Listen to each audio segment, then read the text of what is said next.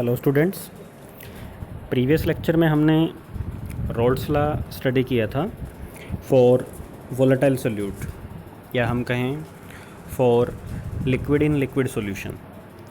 But आज हम इसमें थोड़ा सा मॉडिफिकेशन करेंगे। हम स्टडी करेंगे roles law for solution containing non volatile solute. Non volatile solute हम कब बोलेंगे? जब हम solid in liquid solution study कर रहे हैं। Solid in liquid, for example salt solution, sugar solution. तो जहाँ पे हमारा सोल्यूट जो है वो सॉलिड है और सॉल्वेंट जो है वो लिक्विड है। तो जब हम solid in liquid solution study कर रहे हैं तो सोल्यूट हमारा सॉलिड है। तो सॉलिड कंपोनेंट्स सभी हम क्या मानते हैं? Non volatile. दैट इज़ एक लिक्विड मिक्सचर में हमारे पास अब दो कंपोनेंट हैं, जैसे कि A solvent and B solute.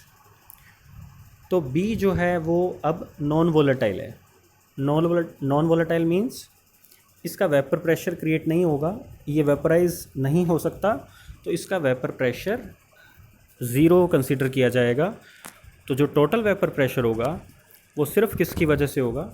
किसका टोटल वेपर प्रेशर? सॉल्यूशन का vapour pressure is only due to A component. तो स्टेटमेंट देखते हैं क्या है। रोल्स लॉ क्या होगा for non volatile solute? According to this law, for a solution containing non volatile solute, the total vapour pressure of the solution is only due to the vapour pressure of pure solvent only. जैसे कि previous law में हम लिखते थे total vapour pressure is equal to P A plus P B, but यहाँ पे हम क्या कहेंगे? Total P vapour pressure is equal to only due to P A, क्योंकि पी बी जो है वो ज़ीरो हो जाएगा। तो अब इसको हम थोड़ा सा मॉडिफाई कर सकते हैं। इसका एक्सप्रेशन फाइंड आउट करेंगे कि क्या सोल्यूट की अमाउंट जो है इस वेपर प्रेशर को चेंज करेगी या नहीं। दैट इज़, क्या ये जो टोटल वेपर प्रेशर है सिर्फ पी ए पे डिपेंड करेगा या सोल्यूट की अमाउंट पे भी डिपेंड करेगा कि हमने कितना सोल्यूट डाला है। तो उसके लिए हम थोड़ा सा इसको चेंज करते हैं। पी ए को हम क्या लिख सकते हैं? पी ए नॉट एक्स से। और जैसे कि P is equal to P A है तो हमने क्या किया? P is equal to P A naught x से, और एक्स से मोल फ्रैक्शन क्या होता है? X A plus x B total 1 होता है, तो इसको एक्स बी की टर्म में हमने लिख दिया 1 minus x B. Then P A naught अंदर अगर हम मल्टीप्लाई कर देते हैं तो ये आ जाएगा P A naught minus x B P A naught.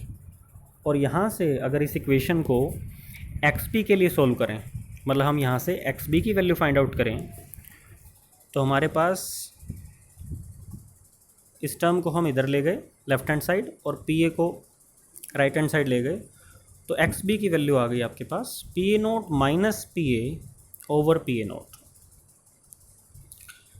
इस टर्म को बोला जाता है relative lowering in vapour pressure.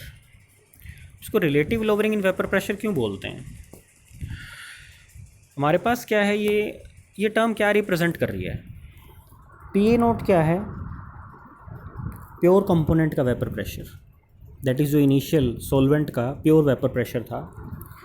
बाद में सोल्यूट ऐड करने के बाद वेपर प्रेशर क्या हो गया?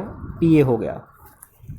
जब भी हम नॉन वोलेटाइल सोल्यूट डालते हैं किसी भी कंटेनर में, अगर प्योर सॉल्वेंट था तो वहाँ पर सिर्फ सॉल्वेंट के कंपोनेंट्स थे, दैट इज़ सिर्फ ए के कंपोनेंट्स थे, वो आसानी से वोलेटाइल हो रहे थे, मतलब वेपोराइज हो रहे थे ईजिली।